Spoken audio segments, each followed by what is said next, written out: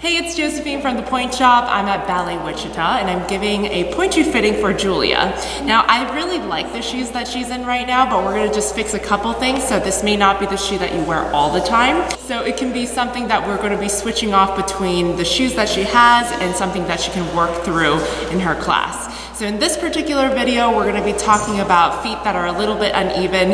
If you look down at your feet and if you are going up on pointe and if you notice that it's really difficult to get over one foot, but it doesn't in the other, then that's what we're gonna be working on today. Okay, go ahead and stand up for me. So Julie has pretty feet, but what I noticed right away was that her left ankle is a little bit weaker than her right. So it's slightly more difficult to get over her left than her right.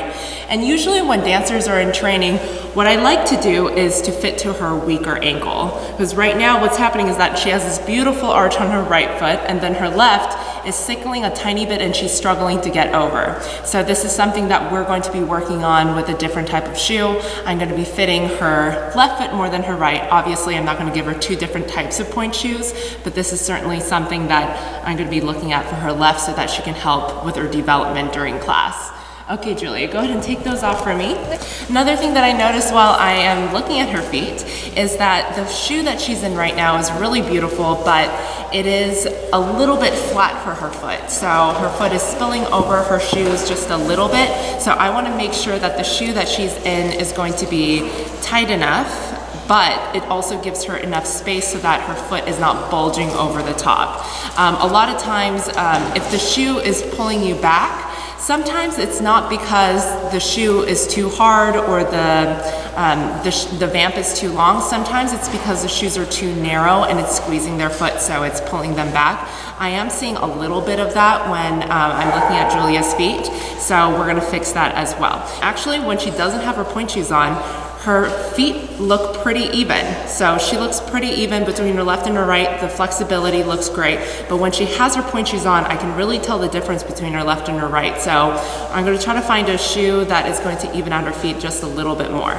Okay, go ahead and put your toe pads on. Is that the only thing you wear? I have tape on my big toes. Okay, just on one or both? Okay, so she doesn't wear a lot of padding, which I love, so that she can really work through her feet. She is, normal size foot, but she wears the smaller toe pad, and that could also work really well because the less padding you wear in your pointe shoes, the more articulate your foot is going to be. So I'm gonna try this shoe on. Okay. So we're gonna go to a shoe that has a little bit more width than the shoe that she's in right now. I just noticed while I'm putting on her shoes that her left foot is a tiny bit bigger. Okay, bring your right foot up on the points. Beautiful, press up on both feet. So now I'm looking at her feet and she is completely inside her shoes.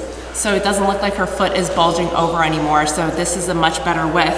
And if you look at her left and her right, her left foot is actually more over now than the shoe that she was in previously. So she's able to work through her feet a little bit better in a shoe that's a little bit wider and a shoe that's a little bit softer in the shank. So this could be a much better shoe for her development.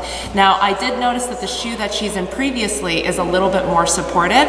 So she can't switch off between two different pairs of pointe shoes. Now, if you're in a contemporary piece with a lot of pointe work and a lot of rolling through, a softer shoe would be much prettier. Now, if you're doing paw or if you have a really difficult variation that you're on your toes a lot, then a harder, more supportive shoe will be more beneficial to you.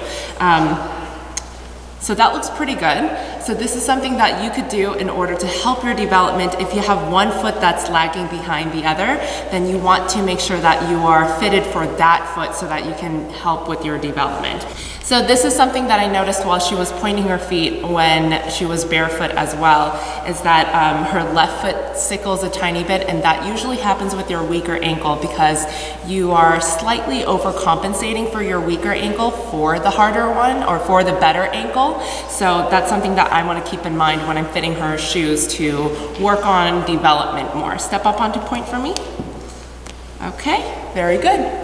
Turn in a little bit more. I know it feels kind of weird when you turn in, but now her left foot isn't sickling at all. Now she has a slight tendency to twist in her pointe shoes because she has the wider, thicker metatarsals and a higher profile foot, but she looks perfect in these. So now if we're working on rolling through her feet a little bit more, this would be a better option for her.